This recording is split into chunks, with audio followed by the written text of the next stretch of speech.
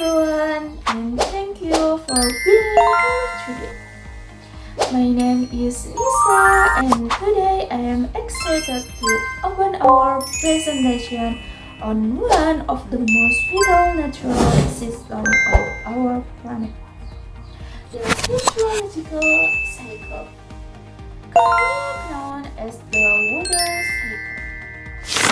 To put it simply, the hydrological cycle is the continuous movement of water within the Earth and atmosphere.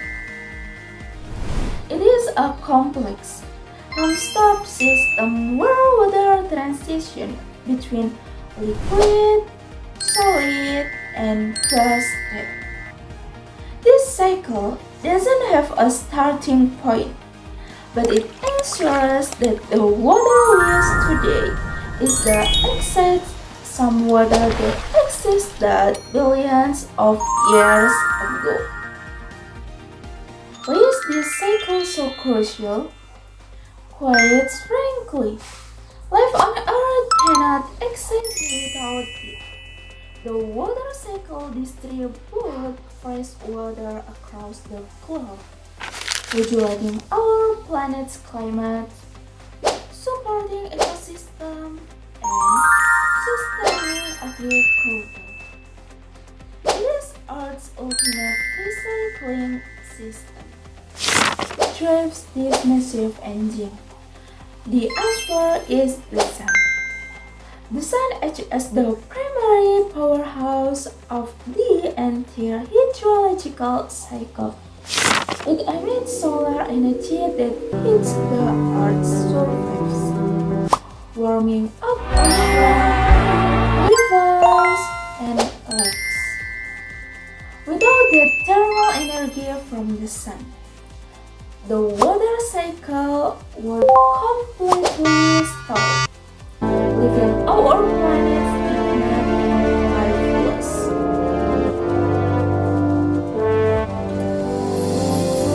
That brings us to the very first major phase of the cycle, which is my focus today, evaporation. In scientific terms, evaporation is the process by which water changes from a liquid state into a gaseous state, known as a water vapor.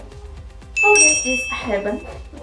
When the sun radiates heat into a body of water, the water molecules absorb this thermal energy. As they get hotter, these molecules begin to vibrate rapidly. Eventually, they gain enough kinetic energy to break the molecular bonds, holding them together as a liquid. Once free, they rise upward into the atmosphere as invisible gas. To visualize this better, we don't have to look far. Evaporation happens around us every single day. The puddle effect. Think about a puddle of rain on the asphalt after a storm. A few hours after the sun comes out, the puddle completely disappears. It didn't just vanish, it evaporated into the air. During clothes, when we hang with laundry outside under the sun, the solar heat converts the liquid water trapped in the fabric into vapor, leaving our clothes dry. Boiling water, even in the kitchen. When you boil water to make coffee or tea, the steam rising from the pot is a rapid form of evaporation driven by artificial heat. To conclude, evaporation is the process that moves water from the Earth's surface into the atmosphere using energy from the sun. This process begins the water cycle and leads to the next stage. To explain what happens to the water vapor in the upper atmosphere, I will now hand over to my colleague. Thank you. Thank you, Nisa, for that excellent explanation of how water enters the atmosphere. Now that we have water vaporizing into the skies, what happened next? My name is Indah, and today I will explain two important stages of the hydrological cycle, which are condensation and sublimation. First, let's talk about condensation. Condensation is basically the opposite of evaporation. If evaporation changes liquid water into water vapor, condensation changes water vapor back into liquid water. This process is very important because it helps water return to the Earth's surface and continue the water cycle. So, how are clouds formed? Well, as water vaporizes higher into the atmosphere, the air become colder. Cold air cannot hold as much moisture as warm air. Because of this, the water vapor starts to cool down and turn into tiny droplets of water. These droplets gather around tiny particles in the air, such as dust or salt. When billions of thin droplets come together, they form clouds that we can see in the sky. Actually, we can observe condensation in our daily life. For example, when you have a cold glass of water on a hot day, you will notice droplets forming on the outside of the glass. Those droplets do not come from inside the glass. They come from water vapor in the air that cools down and changes into liquid water. Another sample is the dew we often see on grass in the morning. Now, let's move on to sublimation. Sublimation is a little different. It's the process where ice or snow changes directly into water vapor without becoming liquid water first. In other words, it skips the melting process. This actually happens in very cold and dry plains, such as high mountains or polar region. In this environment, ice and snow can absorb energy from sunlight and change directly into water vapor. Even though the process is not as common as condensation, it still plays an important role in adding moisture to the atmosphere.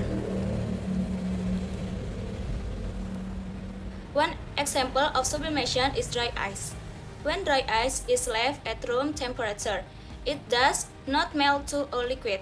In turn, it changes directly into gas. Another sample is ice cubes stored in a freezer for a long time. You may notice that they slowly become smaller, and this happens because some of the ice changes directly into water vapor. To conclude, condensation changes water vapor into liquid droplets that form clouds, while sublimation changes ice and snow directly into water vapor. Both processes are important parts of the hydrological cycle because they help keep water moving continuously between the Earth's surface and the atmosphere. So, once the cloud becomes full and heavy, what happens next?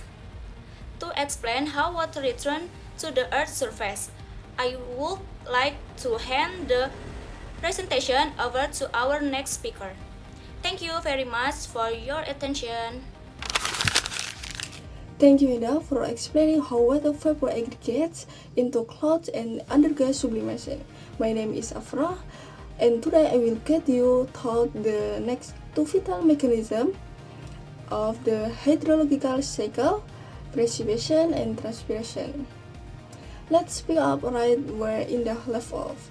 We have clouds floating in the sky, densely packed with condensed water droplets or ice crystals. But clouds cannot hold this water forever. As more and more vapor condense, these droplets grow large and heavier. Eventually, they become too heavy to remain suspended in the updraft of air. gravity takes over and the water falls back to the Earth's surface. This process is what we call precipitation. Hail. This is a unique and dramatic form of precipitation. During severe thunderstorm, strong upward currents of wind push liquid raindrops high into freezing atmosphere zones, where they freeze into ice. They get caught in more water and pushed up again, growing layers of ice until they become heavy ice stones that plunge to the ground. An everyday example of the precipitation is simply watching a rainstorm outside your window or seeing snow blanketing a street. Now, once this precipitation hits the ground, a large portion of it is absorbed by the soil and taken up by vegetation. This brings us to our next crucial process, transpiration. You can think of transpiration of plants bring out water vapor. It is the process where moisture is carried through a plant from its roots to small process on the underside of its leaves, called stomata. Once the water reaches the leaves, it encounters the warmth of the sun and changes from liquid into water vapor, evaporation into the atmosphere. Why is this so important? Plants and forests are not just passive customers of water. They are active regulators of the global climate. Transpiration accounts for roughly 10% of all the moisture in our atmosphere. Without vast forests and plant life, the water cycle would become completely unbalanced. Soils would become waterlogged, leading of severe flooding because there are not roads to drink the water. Conversely, incredibly dry, leading to wet fever, clouds, and eventually droughts. A simple everyday example of this can be felt when you walk into a dense park or a forest on a hot day. Have you ever noticed how the air inside the park feels significantly cooler, crisper, and more humid than the open concrete street? That refreshing humidity is the result of thousands of plants actively undergoing transpiration right above your head.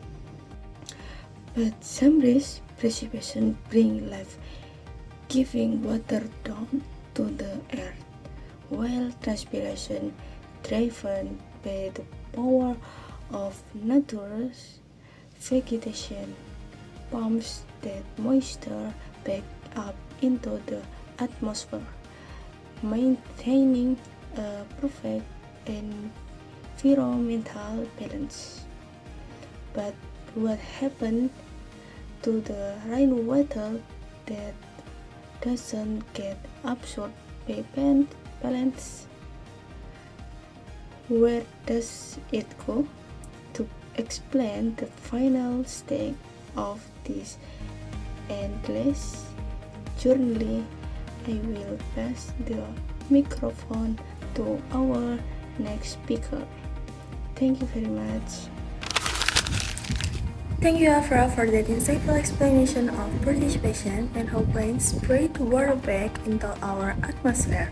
My name is Bunga, and I will be concluding our group journey through the hydrological cycle by explaining what happened to water once it hits the ground. Specifically, we will look at two competing events: runoff and infiltration. When precipitation falls from the sky, the earth acts as a giant cockroach. Water does not just sit there and immediately starts moving. Depending on the surface it lands on, it will either flow across the land as runoff or sink deep into the earth through infiltration. Both paths are critical in shaping our landscape and maintaining our water supply. Let's first look at runoff. Runoff is the flow of water that occurs when excess stormwater, meltwater, or other source flows over the earth's surface. Why does this happen? It happens because the soil is either completely saturated with water, or the surface is impermeable like concrete, asphalt, or solid rock. Driven by gravity, this water flows downhill, cutting paths into the landscape. It moves from small streams into large rivers, accumulates in lakes, and eventually empties back into the vast oceans. A very common everyday example of runoff is watching rainwater rush down the gutters of a paper street during a heavy storm. That water is traveling through man-made channels directly into the nearest river system. On the other hand, we have infiltration. This is the process by which water on the ground surface under the soil. Imagine pouring water onto a dry sponge. The sponge absorbs it instantly. That is exactly what low soil, grasslands, and forest floors do. Once the water infiltrates the upper layers of the soil, it continues to percolate downward due to gravity. It fills the space between rocks and sediment, eventually joining the aquifer, which is our underground water storage. Noise groundwater. This groundwater moves incredibly slowly, but it is absolutely vital because it feeds our wells and keeps our rivers flowing even during dry season. Understanding the balance between runoff and infiltration is crucial because it directly impacts our environment and human lives. When we urbanize areas, replacing natural forests and soil with concrete and buildings, we block infiltration. This causes a dramatic increase in surface runoff. When too much water rushes over the surface too quickly, rivers overflow, leading to severe urban flooding. Conversely, if we lack infiltration, our groundwater reservoirs are never replenished. This leads to droughts, will run dry, soil loses its nutrients, and agriculture fails. Furthermore, over extracting groundwater without letting in river can cause the ground itself to sink, a major issue we see in many major coastal cities today. In conclusion, runoff and infiltration represent the final growing stage of the water cycle. They remind us that the hydrological cycle is not just an abstract atmospheric concept but a deeply terrestrial process that distances where we can safely build our cities and how we secure our drinking water. That brings us to the end of our presentation. From Nisa's introduction to evaporation, in the breakdown of clouds, our analysis of rain and plants, and finally, the ground system we discussed today, we hope you now have a deeper appreciation for this adults life-giving cycle. Thank you very much for your time and attention.